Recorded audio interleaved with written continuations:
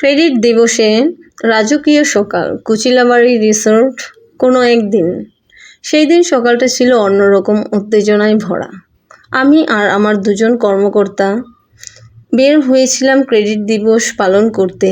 গন্তব্য ছিল গাজীপুরের কুচিলাবাড়ি কাল্প রিসোর্ট।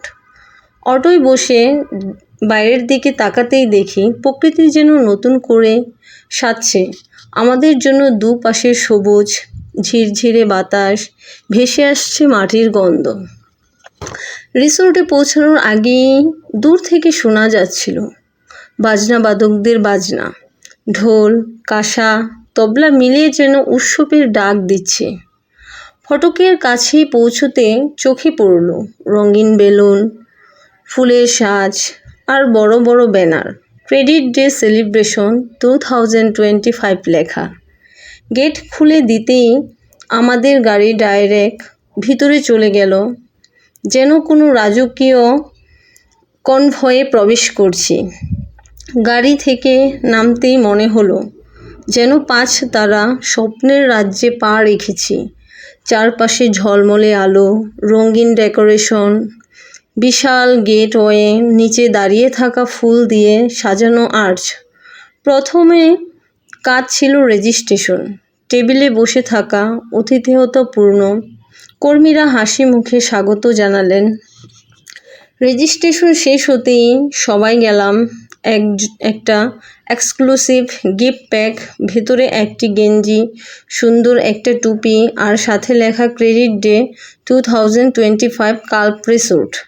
গেঞ্জিটা পরে সবাই যেন এক রঙে রঙিন, ঠিক যেন টিম ইউনিট প্রতীক।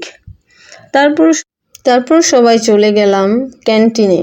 একটু ক্যান্টিন রুমে রেস্ট নেওয়ার ব্যবস্থা ছিল। চায়ের কাপ হাতে কিছুক্ষণ বিশ্রাম নিলাম। এরপর আবার ঢুকলাম কনভারসেশন রুমে। ওই রুমটা যেন একদম রাজপ্রাসাদের মতো। সিলিংয়ে লাইটগুলো ক্রিস্টালের মতো ঝলমল করছে। দেওয়ালে ঝুলানো চিত্রশিল্প আর চেয়ার টেবিলের কাভার পর্যন্ত একেবারে হোটেল ক্লাসের মতো, যেখানে বসে শুরু হলো গল্প, হাসি, অভিজ্ঞতা আর পরিকল্পনার আড্ডা। কারো হাতে কফি, কারো হাতে মোবাইল, তবুও সবার চোখে একটাই আনন্দ, একসাথে থাকার সুখ। রিসোর্টের সেই রাজকীয় সাজ সত্যি চোখ ধাঁধানো। এমন ডেকোরেশন সত্যি বলতে 5 স্টার হোটেল ছাড়া আর দেখা যায় না।